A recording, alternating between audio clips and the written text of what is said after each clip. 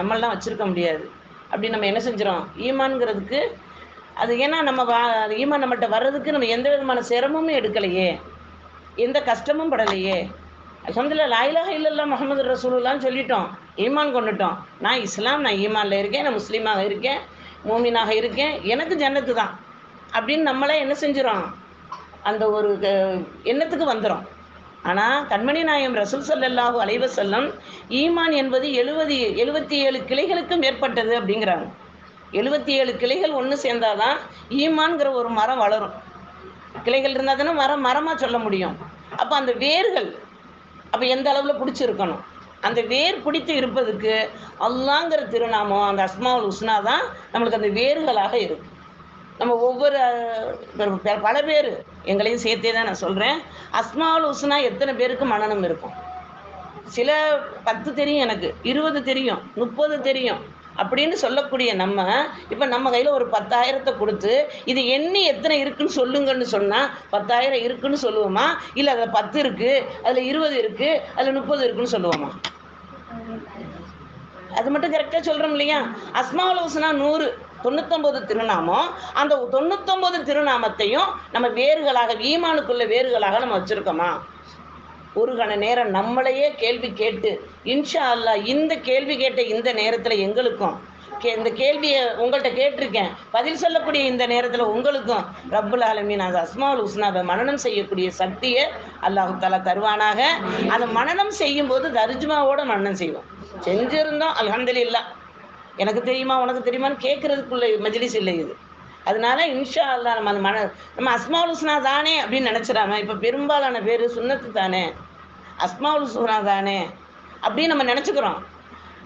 சுன்னத்தோட அஸ்மாவுல் ஹுஸ்னாவோட அல்லாஹ்வுடைய திருநாமத்தை சொல்லி நம்ம கேட்கும்போது அல்லாஹ் எந்த தங்கு தடையும் இல்லாமல் நம்மளுடைய ஹாஜத்தை நிறைவேற்றி கொடுக்குறான்னு நம்ம கண்மணி நாயகம் ரசூல் ஸல்லல்லாஹு அலைஹி வஸல்லம் சொல்லியிருக்காங்க. அந்த அடிப்படையில் நம்ம இன்ஷா அல்லாஹ் மனனம் செய்வோமா? மனனம் செய்திருந்தால் அதை இன்ஷா அல்லாஹ் மறக்காமல் பாதுகாப்போமா? இன்ஷா அல்லாஹ் அல்ஹம்துலில்லாஹ். இப்போ இந்த ஈமான் நம்மள்கிட்ட நம்ம சொல்கிறோம்ல இப்படி கட்டி காப்பாற்றிறோம். அதாவது அஸ்மாவுல் ஹுஸ்னா 100ஐயும் கத்தி வச்சுருக்கோம். குரானில் உள்ள முக்கியமான சூறாக்கள்லாம் மனனம் தெரியும். ஒரு சில சூறாக்கள் தண்ணிப்பட்ட பாடாக ஓதுவேன், எல்லாம் சொல்லுவோம். ஐவேளை தொழுகிறோம், பரலான நோன்பு, சுன்னத்தான நோன்பு, நஃபிலான நோன்புகள், வாஜிபான நோன்புகளை நான் எந்த விதத்துலையும் குறை வைக்க மாட்டேன், எல்லாம் வச்சுறேன். அல்ஹம்துலில்லாஹ் என்னால் முடிஞ்ச தான தர்மங்களை செய்கிறேன், ஹஜ்ஜையும் நிறைவேற்றிட்டேன். அல்ஹம்துலில்லாஹ் எல்லாம் வந்துருச்சு. அப்போ நான் ஈமான்தாரியா அப்படின்னு நம்ம நினச்சோம்னா பெரிய என்ன ஏன் சைஸில் ஒரு கொஸ்டின், அதாவது கேள்விக்குறி வருது.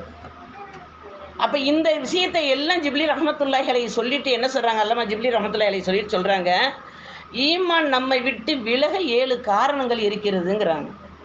அந்த 7 காரணம் தான் இப்போ நம்ம சொல்ல போகிறோம். விளக்கமாக சொல்லிக்கிட்டு போனால் லேட் ஆகும், அதனால் சுருக்கமாக சொல்லிடுவோம் இன்ஷா அல்லாஹ். ஈமான் நம்மளை விட்டு விலக 7 காரணங்கள். அல்லாஹ் இந்த காரணத்தில் இருந்து நம்மளையும் நம் சந்ததிகளையும் நம்மளுடைய குடும்பத்தாரையும் முழு உம்மத்தையும் அல்லாஹ் காப்பாற்றுவானாக. அல்லாஹ் தஆலா நாளை மறுமையில் ஈமான் தாரிகளேன்னு கூப்பிடும்போது ஒளியாக ஒரு கூட்டம் அவனை நோக்கி விருன்னு போகுமா, ஒளியாக இருக்குமா அந்த கூட்டம். அந்த கூட்டத்தில் நாமளும் இருக்கணும்ல. அந்த ஈமான் தாரிகளாக அல்லாஹ் தஆலா உங்களையும் எங்களையும் நம் சந்ததிகளையும் ஆக்கி அருள்வானாக. ஒன்றாவது அல்லாஹ் இது 7 விஷயத்துலேருந்து நம்மளை காப்பாற்றணும். முதல்ல நல்லா துவா கேட்டுக்கிடுவோம். ஒன்றாவது, அல்லாஹ்வின் நினைவை விட்டு வாழும்போது ஈமான் நம்மளை விட்டு விலகுகிறது. நவுதுபில்லாஹி மின்ஹா. அல்லாஹ்வின் நினைவை விட்டு வாழும்போது ஈமான் நம்மளை விட்டு விலகுகிறது. அல்லாஹ்வின் நினைவு நான் நினச்சிக்கிட்டே தானே இருக்கேன். என்ன நினச்சிக்கிட்டே இருக்கோம்? நான் தலை வலிச்சா அல்லாஹ் தலை வலிக்குதே, கால் வலிச்சா அல்லாஹ் எனக்கு கால் வலிக்குதே. இதுக்கு அல்லாஹ் இருக்கான். அல்லாங்கிறது நம்ம ஒரு நாளைக்கு 2601 தடவை மூச்சை விட்டு வெளியே எடுக்கிறோமா, நம்மளுடைய மூச்சு அளவு. இந்த மூச்சை அல்லாஹ் நாளைக்கு கேட்பானா, நீ எப்படி மூச்சை வெளியே விட்டாய் உள்ளே இழுத்தாய்? உனக்கு இத்தனை நேரம் அந்த சக்தியை கொடுத்துருக்கேன்ல, அவங்கவுங்க வயசுக்கு நம்ம எத்தனை நேரம் மூச்சை இழுத்துருப்போம்னு கணக்கு இருக்கா? கணக்கு பார்க்க முடியுமா? அல்லாஹ் கொடுக்குற நிகமத்து இது பெரிய நிகமத்து இல்லையா? கொஞ்ச நேரம் நம்ம மூச்சு திணறல் வந்துட்டு நம்ம என்ன நிலைமை ஆகுது? மவுத்து வந்துருச்சு. அப்போ தான் லா இலாஹ இல்லல்லாஹ் முஹம்மது ரசூலுல்லாஹ் வேகமாக சொன்னோம்டா நம்மளுக்கு மலக்கல் மவுத்து ஓடியே போயிடுவாங்க. அப்படிங்கிற அந்த எண்ணத்தில் சொல்கிறது, நான் களிமா சொன்ன நிலையில் மவுத்தாயிருவேனே அப்படின்னு நினச்சா சொல்கிறது. இது 2 கேட்டகரியில் தான் நம்ம களிமா ஓதுவோம். அப்போ அந்த மூச்சுக்குள்ள வேலிசன் அப்போ நம்ம அல்லாவை எப்பவுமே நினைவாக இருக்கணுன்னு தான் கண்மணி நாயகம் ரசூல் ஸல்லல்லாஹு அலைஹி வஸல்லம் நம் வாழ்நாள் எல்லாம் நம் நாபியில் ஒட்டி வருவதற்கு மாதிரி துவாக்களை நம்மளுக்கு கொடுத்துருக்காங்க. ஏற்கனவே உங்களுக்கு நாங்கள் சொன்னது தான் திரும்ப ஞாபகம் போட்டுறோம். இப்போ நம்ம சொல்லுவோம், நீ ஏதாவது ஃபங்க்ஷனுக்கு வந்து கூப்பிடுறீங்கல்ல, என்னையெல்லாம் கூப்பிட்டீங்கன்னா நான் என்ன சொல்லுவேன்? இன்ஷா அல்லாஹ் வர்றேம்மா, இல்லாட்ட வருவேன் இன்ஷா அல்லாஹ். இப்போ அந்த இன்ஷா அல்லாங்கிறதுல லாஸ்ட்டாக வர்றது என்ன வருது? வந்துருச்சா? இப்போ ஒரு காரியம் வீட்டை விட்டு வெளியே போக போகிறேன், பிஸ்மில்லா, அதில் என்ன வருது? அல்லாஹ். மாஷா அல்லாஹ் என்ன வருது? பாரக் அல்லாஹ், ஜஸாக் அல்லாஹ். எல்லாத்துலேயுமா அல்லாங்கிற வார்த்தை நம்மள்கிட்ட இருக்கு, எங்கேயோ இல்லை, நம்ம சொல்லிக்கிட்டே தான் இருக்கோம். ஆனால் அல்லான்னு நம்ம உச்சரிக்கிறோமா? இந்த இடத்துக்கு ஒரு தடவை துவாண்டு உச்சரிக்கிறோமா? அல்லாவை தான் நம்ம உச்சரிக்கிறோம்னு நினச்சிட்டா நம்ம நினைவு, அல்லாவின் நினைவு நம்மளை விட்டு விலகவே விலகாது. மேதைகள், பெரிய பெரிய முபஸ்ஸிரீன்கள் எல்லாரும் என்ன செஞ்சுருக்காங்க? அல்லாஹு அல்லாஹ் இந்த திக்ரை ஒரு நாள் ஒன்றுக்கு 5000 முறை ஓதியிருக்காங்க. ஜிப்லி ரஹ்மத்துல்லாஹி அலைஹி இவங்க சொல்கிறாங்க இல்லையா, இவங்க சொல்கிற அறிவிப்பில் சொல்கிறாங்க, நான் தஹஜ்ஜத்தின் நேரத்தில் 2000 முறை அல்லாஹு அல்லாஹ் என்று கூறுவேன். தஹஜ்ஜத்து நேரத்தில் பெரிய ஆச்சரியமான விஷயமா இருக்கு இல்லையா? தஹஜ்ஜத்து நேரத்தில் நான் அல்லாஹு அல்லாங்கிற வார்த்தையை, அதுக்கு ஒன்று சிம்பிளாக சொன்னோம்டா, அல்லாஹு அல்லாஹ் இந்த 2000 நம்ம ஓதுறதுக்கு 20 தடவை நம்ம தஸ்பீ 200 தடவை தஸ்பீ ஓதினோம்னா 2000 வந்துடும். அல்ஹம்துலில்லாஹ். அப்போ அவங்க அந்த கணக்கையும் போட்டு நம்மளுக்கு சொல்லி கொடுக்குறாங்க. அப்போ நம்ம அல்லாவை என்னைக்கு நம்ம நினைவில் வச்சுருக்கோமோ எல்லா இடத்துலையும், அப்போ நம்மளுக்கு அஸ்மாவுல் ஹுஸ்னா தேவை தானே. யார்? ரஸாக்கும்போம். ரஸாக் யார்? அல்லாஹ் தானே. ரஸாக் அல்லாஹ், யா வஹாப் அல்லாஹ், யா ஜமீஉ அல்லாஹ், எல்லாமே அல்லாஹ் தானே. அப்போ பார்ப்பவன், கேட்பவன், நம்மளுக்கு ரிஸ்க் அளப்பவன், நம்மளுடைய கைகள் அசைவு, கால அசைவு எல்லாம் அளப்பவன் அவன் தானே.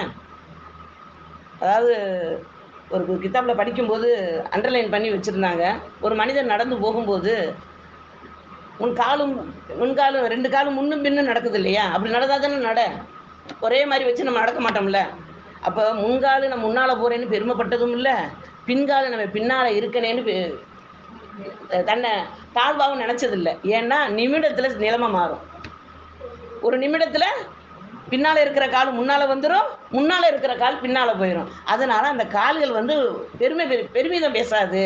அந்த பெருமிதம் பேசாதனால அந்த கால்களுக்கு அல்லாஹ் தஆலா அந்த தாக்கத்தை தர்றான் அப்படின்னு அதில் போட்டிருக்காங்க. சுப்ஹானல்லாஹ். ஒரு சின்ன விஷயம் தான், நம்ம நடந்து போகிறோம், நம்ம நடக்கிறோம், அப்படி தானே சொல்லுவோம். அல்லாஹ் நடத்தாட்டான்னு நம்ம சொல்ல மாட்டோம்ல. புள்ள நடந்துருச்சா, இப்போ தேமா 8 எடுத்து வைக்குது, அல்லாஹ் 8 எடுத்து வைக்கிறான். அந்த புள்ள 8 எடுத்து வைக்கும் போது நம்ம இஹ்தின சிராத்தல் முஸ்தகீம் நம்ம சொல்லியிருந்தா அந்த புள்ள பாதம் மாறாதான். எல்லாம் பாதுகாக்கணும், மசாண்டே போயிடும் அந்த புள்ள. உதாரணத்துக்கு நான் ஒரு ஆள் உட்காந்துருக்கேன், அப்போ அந்த வார்த்தை அந்த தாயின் தகப்பன் அந்த புள்ள நடக்கும்போது இஹ்தின சிராத்தல் முஸ்தகீம் சொல்லணுங்கிறது பெரியார்கள் இப்போ கிதாபில் படிக்கும்போது தெரியுது. அப்போ அந்த அடிப்படையில் நம்ம இன்ஷா அல்லாஹ் அல்லாஹ்வின் நினைவை விட்டு விலகாமல் வாழக்கூடிய வாழ்க்கையையும் ஈமான் உறுதியான வாழ்க்கையும் அல்லாஹ் தஆலா தந்தருள்வானாக. முதல் விஷயம். இரண்டாவது, நம் வாழ்நாளை சிந்தித்து அமலை மறக்கும் நிலையிலும் ஈமான் நம்மளை விட்டு விலகும். நம் வாழ்நாளை சிந்திச்சு புரிகிற மாதிரி இருக்கா? நம் வாழ்நாள் நான் எப்படிலாம் வாழ்ந்தேன்னு தெரியுமா அப்படின்னு நினச்சி என்ன செய்கிறது?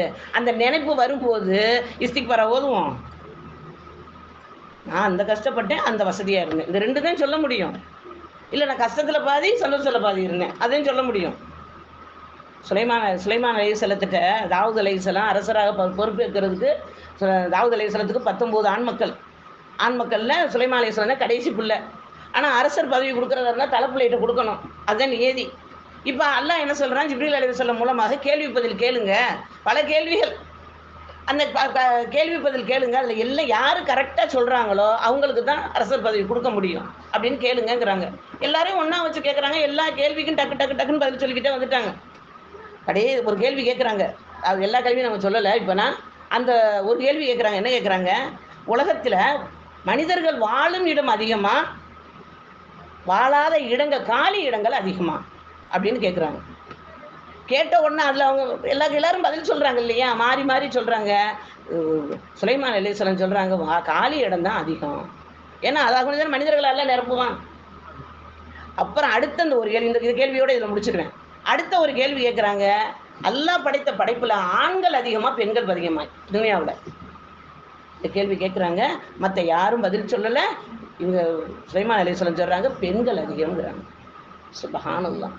அப்ப பெண்கள் அதிகம்ங்கிறதுக்கு அந்த அந்த அந்த வரலாற்று ஆசிரியர்கள் அந்த தாவூத் அலைஹிஸ்ஸலாத்துடைய வரலாற்றை எழுதும்போது கீழே உள்ள எழுதுகிறாங்க, பெண்களை கொண்டுதான் உறவுகளும் தலைக்கிறது, பெண்களை கொண்டுதான் ஈமானும் தலைக்கிறது, பெண்களை கொண்டுதான் மார்க்கம் வளர்கிறது. சுப்ஹானல்லாஹ். நம்ம எந்த பெண்களாக இருக்கோம்? ஒரு கண நேரம் நம்ம சிந்திச்சு பார்த்துக்கிறோம். அதாவது நம்ம வாழ்நாள நடந்த காலத்தை நினைச்சு பார்க்கறதுலயும் நம்மளுக்கு எந்த விதமான இதுவும் இல்லை. இனி என்ன நடக்குமோ தெரியாது. இந்த நேரம் மல்ஹர் நூறுல நம்ம பயான் சபையில அல்ஹம்துலில்லாஹ் அல்லாஹ் தஆலா வச்சிருக்கான். நான் எந்திரிச்சு போய் நோம்பு திறப்பேனா தெரியாது. நோம்பு வச்சிருக்கேன், அந்த நோம்பு திறப்பேனா எனக்கு தெரியாது. அப்படி எனக்கு தெரியாது தெரியாது தெரியாதுன்னு நினைக்கக்கூடிய நான் என் வாழ்நாளை நினைச்சு அமல்களை விட்டா, அமலுங்கிறது சஜதாவில் இருப்பது மட்டும் அமல் இல்லை, குரானை எடுத்து ஓதிக்கொண்டு இருப்பது மட்டும் அமல் இல்லை, தஸ்பியாத்தை கையில் வச்சு கொண்டு இருப்பது மட்டும் அமல் இல்லை. நல்ல நல்ல எண்ணத்தோட இவங்க நல்லா இருக்கணும் மனசுக்குள்ள நினைச்சாலே அது நல்ல அமல் தான். அப்போ நான் அதையே நினச்சிக்கிட்டே உட்காந்துருந்தேன், தொழுகாமல் இருப்பேன், ஓதாமல் இருப்பேன் அப்படின்னு போயிடக்கூடாது. ஏன்னா நம்மளுக்கு எது லேசாக கிடைக்குதோ அதையெல்லாம் நம்ம என்ன செய்வோம், குறுக்கு வழியில் போகிறத நம்ம முயற்சி பண்ணுவோம். அல்லாஹ் நம்மளை அனைவரையும் பாதுகாப்பானாக. அப்போ நம்மளுடைய வாழ்நாளை நினைக்கிறதுல அல்லாஹ் வாழ வச்சிருக்கான். இருட்டில் கருவறையும் இருட்டு, போகிற கபுரையும் இருட்டு. கருவறையில் இருட்டுக்குள்ள அல்லாஹ் தஆலா அந்த நஜீசுகள் எதுவுமே என் உடம்புல படாமல் அந்த பையின்னு ஒன்றை செஞ்சு அந்த பைக்குள்ளே ஒரு ஓட்டை போட்டு எனக்குன்னு ஒரு தொப்புளுண்டு ஒரு ஓட்டை போட்டு தாய் உணவு சாப்பிட்டா அந்த கறி மீனுமா தாய் திண்டா தானே பிள்ளைக்கு சத்து வரும்னு ஏற்றுவோம். அப்படி சாப்பிடும்போது அந்த வாசம் அந்த பிள்ளைக்கு பிடிக்காம போயிடும். முதுகுக்கு பின்னால் எல்லாம் திருப்பி வைப்பானா. சுப்ஹானல்லாஹ். நம்ம இப்படி இருக்காத முகம், நம்ம இப்படி இருந்திருக்கல, இப்படி திரும்பி தான் இருப்போமா. இப்படி இருந்த ஏன்னா அந்த வாசம் பட்டா அந்த பிள்ளைக்கு மூச்சு திணறல் வருமா. அல்ல எப்படி பாதுகாத்திருக்கான் நம்மளை. நம்ம பெற்று வச்சிருக்கிற பிள்ளைகளை மட்டும் நம்ம சொல்ல, நம்மளே அப்படித்தான் எல்லாரும் பாதுகாத்திருக்கான். தாயின் கருவறையில் போகாதவங்க ஆதம் அலைஹிஸ்ஸலாம் ஹவ்வா அலைஹிஸ்ஸலாம் தானே, மற்ற எல்லாருமே தாயின் கருவறைக்கு போனவங்க தானே. அப்போ அல்லாஹ் தஆலா அப்படி காப்பாற்றின ரப்பு நாளைக்கு மறுமையில், நாளைக்கு நம்ம மரணத்திற்கு பிறகு கபரில் அடக்கும் போது நம்ம இருட்டுக்குள்ளே தானே போகணும். அந்த இருட்டுக்குள்ளேயும் அல்லாஹ் தஆலா என்ன செய்கிறான், சுத்திலையும் விளக்கு போடக்கூடிய வாய்ப்பு நம்மளுக்கு கிடைக்குதுண்டா, அந்த அமலை மறக்கலாமா, அந்த மரணத்தை மறக்கலாமா, அந்த ஈமானை மறக்கலாமா. அப்போ அந்த ஈமான் நம்மளை விட்டு விலகி போகாமல் இருப்பதுக்குரிய வழிமுறையான யா அல்லாஹ்ங்கிற திக்ரையோ இஸ்திக்பாரையோ நம்ம எல்லாத்தையும் எதையாவது ஒன்று நம்ம நாக்கு என்ன செய்யணும், இன்ஷா அல்லாஹ் வீண் பேச்சுக்களை தவிர்த்து, வீண் கவலைகளை தவிர்த்து. சொல்லும் போது நல்லா இருக்குது, எனக்கு நல்லா ஸ்ட்ராங் கொடுத்துருவான், கவலை இல்லாமல் இருந்துடலாண்டு. ஆனால் செயல்படுத்தும் போது இல்லையே, அல்ல அந்த பலகீனமான ஈமான தந்துராத ரப்பே அப்படின்னு கேட்பதும் ஒரு அமல். இன்ஷா அல்லாஹ். அடுத்தது மூணாவது, தக்தீரை நம்பவில்லை என்றால் நம் ஈமான் நம்மளை விட்டு என்ன செய்யும், அல்லாஹ் பாதுகாக்கணும், விலகிப்போம். தக்தீரை நம்பணும். நம்மளுடைய தலையில் எழுதின எழுத்து நிச்சயமான முறையில் அல்லாஹ் எழுதுனது. நம்மளை படைக்கிறதுக்கு முன்னாடி யார் தாய் யார் தந்தை நம்ம கேட்டோமா, இந்த தாய் இந்த தந்தையின் தாண்டு எல்லாத்தையும் எல்லாம் சேகரம் பண்ணி நம்மளை எவ்வளவு தண்ணி குடிப்போம், எவ்வளவு எச்சி முழுங்குவோம், வாயில் நம்மளுக்கு எவ்வளோ எச்சி வரும், அதை எப்படி நம்ம முழுங்குவோம், நம்ம எவ்வளவு பேசுவோம், எதையெல்லாம் பார்ப்போம், எதையெல்லாம் சிரிப்போம், எல்லா கணக்கையும் வகுத்து அல்லாஹ் நம்மளை படைக்கிறதுக்கு எவ்வளவு 50 வருடங்களுக்கு முன்னாலே எழுதிட்டான். 50 வருடத்துக்கு முன்னாடி எழுதி முடிச்சுட்டு எல்லாத்தையும் படைப்பையே துவக்கிறான். அப்படி துவக்கக்கூடிய ரப்புல் ஆலமீன் நம்ம தலையில் அல்லாஹ் என்ன எழுதியிருக்கானோ அந்த தக்தீரை தான் நான் நடக்கும், இதை நம்ம ஏற்று தான் ஆகணும். அப்படி நம்ம என்ன செய்யணும், இன்ஷா அல்லாஹ் அதை ஒப்புக்கொள்ளக்கூடியவர்களாக இருக்கணும். ஒப்புக்கொண்டுட்டோம்டா அல்லாட்ட என்ன செய்யணும், அந்த தக்தீரில் உள்ள துன்பங்களை விளக்கிறியா அல்லாஹ், துயரங்களை போய்க்கிறியா அல்லாஹ் அப்படின்னு துவாவை கொண்டும் நம்ம அல்லாட்ட நெருங்கக்கூடியவர்களாக இருக்கணும். ஏன்னா நான் இப்போ வர்ற மரணம்லாம் எப்படி இருக்குது தெரியுமா. இப்போ எங்கள் ஏரியாவில் நடந்தது, மத்தியானம் சாப்பிட்ருக்காங்க, ரெஸ்ட் எடுத்திருக்காரு, வயசு அதிகம் இல்லை, 45 46 அந்த அந்த அந்த ஏஜுக்குள்ள பையன். அசருக்கு ஆம்புலன்ஸ் சவுண்டு கேட்குது, மகரிப்புக்கு ஜனாசா வீட்டுக்கு வந்துருச்சு. இந்த குறுகிய நேரத்திலையும் குறுகிய காலத்திலையும் தானே நம்மளுடைய வாழ்க்கை. அது அவங்களுக்கு தானே நடந்துச்சு, நம்மளுக்கு இல்லையே நம்ம நினைக்க முடியாதுல்ல. நம்மளுக்கு எல்லாம் ஆயில தந்திருக்கான், ஆபியத்தை தந்திருக்கான், நம்மளுக்கு உணவை தந்திருக்கான்னா என்ன சொல்றான், இதையெல்லாம் கொடுக்குறானே உன் ஈமான நீ எங்கே வச்சிருக்கேன்னு கேட்கத்தான் நம்மளுக்கு கொடுத்துருக்கான். அப்ப நம்ம இன்ஷா அல்லாஹ் நம்ம தக்தீர்ல அல்லாஹ் என்ன எழுதியிருக்கோ அது நம்மளுக்கு நிச்சயமா நடக்கும் அப்படிங்கிற அந்த இதை எடுத்துக்கிருவோம். எல்லாரும் நான் சொன்ன பயானு தான் கேட்டிருப்பீங்க. அதாவது மாலிக் ரஹ்மத்துல்லாஹி ஒரு மனிதர் போய் தக்தீர் அல்லாவுடைய தக்தீர்னே சொல்லிக்கிட்டே இருக்கீங்களே, எல்லாருக்கும் ஞாபகம் வரும் சொன்ன உடனேயே. தக்தீர் சொல்கிறீங்களே, நாளைக்கு நான் என்ன சாப்பிடுவேன் அதை நீங்கள் சொன்னாதான் நான் இந்த இடத்த விட்டு போவேன். அவங்களே எவ்வளோ சொல்கிறாங்க, சாப்பாடை பற்றி கேட்காதப்பா, எல்லாம் தர்றதை நீ சாப்பிடு. அப்போ தக்தீரில் இருக்குங்கிறீங்களே, அந்த தக்தீரில் இருக்கிறது நான் நாளைக்கு என்ன சாப்பிடுவேன். ரொம்ப வம்பு பண்ணதுக்கு பிறகு சொல்லிட்டாங்க, நாளைக்கு பாயசம் குடிப்பேன். போப்பா, எப்போ குடிப்பேன்? ஏன்னா அடுத்த கேள்வி வரும்ல, நீ இந்த இத்தனை மணிக்கு சாயந்தரம் இத்தனை மணிக்கு குடிப்பேன். இவர் பாயசம் குடிப்பேன்னு சொல்லிட்டாங்க, அசருக்கு பிறகு குடிப்பேன்னு சொல்லிட்டாங்க. அப்போ நம்ம ஊருக்குள்ளே இருந்தால் தானே நம்மளுக்கு கொடுப்பாங்க, நம்ம இங்கேயெல்லாம் இருக்கக்கூடாது அப்படின்னு என்ன செஞ்சிட்டாரு, தக்தீரை மாற்ற பிரியப்படுறாரு. எல்லாருக்கும் ஞாபகம் வரும், இது எல்லாருக்கும் நம்ம எப்போதும் சொன்னது தான் திரும்ப நம்ம ஞாபகப்படுத்துகிறோம். நிப்பாட்டிடுவோமா? இப்போ அது ஒரு மரத்தில் போய் ஏறி உக்காந்துட்டார். மரத்தில் ஏறி உட்காந்து ஜாலியாக காலை ஆட்டிக்கிட்டு இருக்காரு. இப்போ எப்படி பாயாசம் கிடைக்கும்? மரத்தில் இருக்கிறவங்க யார் கொண்டு கொடுப்பா? நீராசாவனம் கொஞ்சம் காய்ச்சி கொடுக்குற மாதிரி காய்ச்சி நான் கொடுப்பாங்க? கொடுக்க மாட்டாங்க இல்லையா? இப்போ மேலே போய் உக்காந்துட்டார். அவர் உட்காந்துருக்காரு. கொள்ளையடிக்கக்கூடிய கூட்டம், அது கொள்ளையடிச்சிட்டு களைப்பாக வருது. இது பெரிய மரம், அந்த மரத்துக்கு நடுவில் ஆலமரம் வந்து அகலமாக இருக்கும்ல, நிழல் இருக்கும் இல்லையா? அதை எல்லோரும் நிலப்பாறலாம்.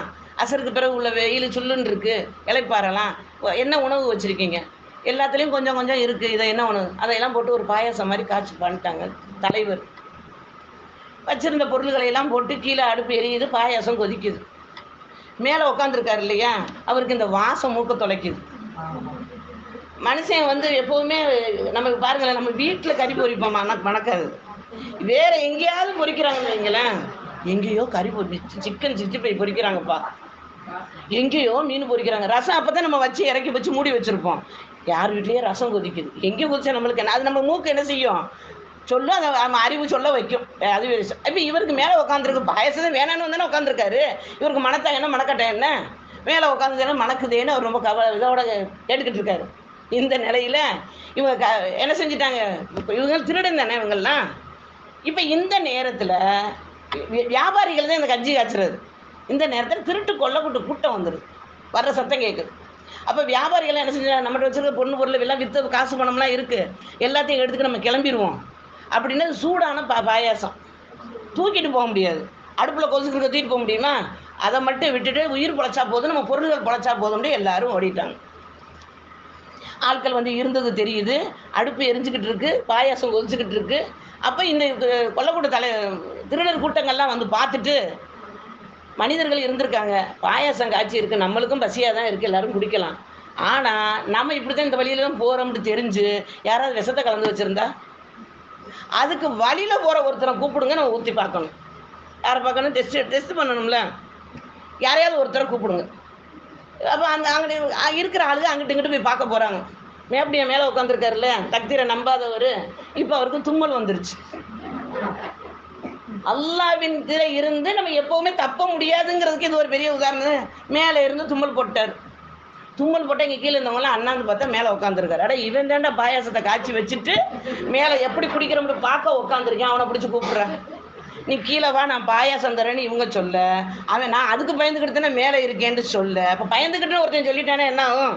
அப்போ அதில் ஏதோ தப்பு இருக்குது அப்படின்னு பிடிச்சி கீழே கூட்டிகிட்டு வான்னு ஆளை பிடிச்சி இழுத்து கூட்டிகிட்டு வந்தாச்சு. வந்தா நான் குடிக்க மாட்டேன்னு மூடிக்கிட்டு பல்லு கட்டுறாரு. குடிக்க மாட்டேன்ல வந்திருக்க, தக்தீரை மாத்துறாருல்ல இவர்.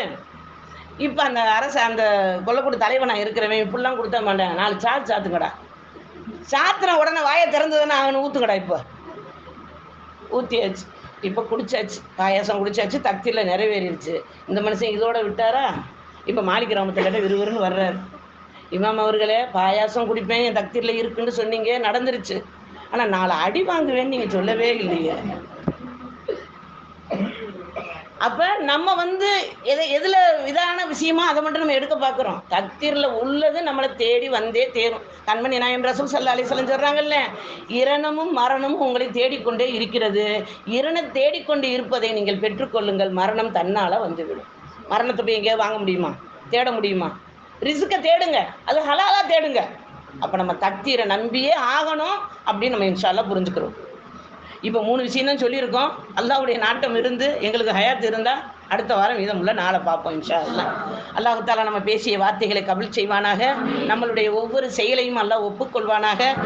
நம்மளுடைய ஹலாலான தேவைகளை அறிந்து நம்மளுக்கு ரிசுக்கை அல்லாஹ் தஆலா அவன் புறத்தில் இருந்து நம்மளுக்கு அல்லாஹ் தந்தருள்வானாக.